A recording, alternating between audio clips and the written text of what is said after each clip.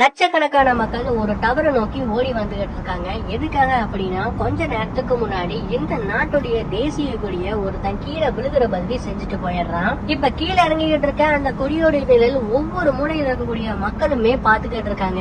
அதிர்ச்சியில இருந்த அந்த மக்கள் எல்லாருமே இப்ப அந்த டவர் இருக்கக்கூடிய இடத்தை நோக்கி ஓட ஆரம்பிக்கிறாங்க. அதுவும் எந்த வயசு வித்தியாசமும் இல்லாம சின்னவங்கல இருந்து பெரியவங்க வரைக்குமே அவங்க என்ன ஒரு வேலை செஞ்சுக்கிட்டு இருந்தாலும் அதை அப்படியே விட்டுட்டு இப்ப அவங்க நாட்டுடைய கொடி கீழே விழுந்துடக்கூடாது அப்படிங்கிற நோக்கத்தோட இவங்க எல்லாருமே இந்த டவரை நோக்கி ஓடி வந்துகிட்டு இருக்காங்க. அதுல சில பேர் தண்ணிக்குள்ள குதிச்சு நீந்திக்கிட்டே அந்த டவர் பக்கம் போக ஆரம்பிக்கிறாங்க. மீதி இருக்கக்கூடியவங்க எல்லாம் மேல இருக்கக்கூடிய இந்த பிரிட்ஜ் வழியா போக ஆரம்பிக்கிறாங்க.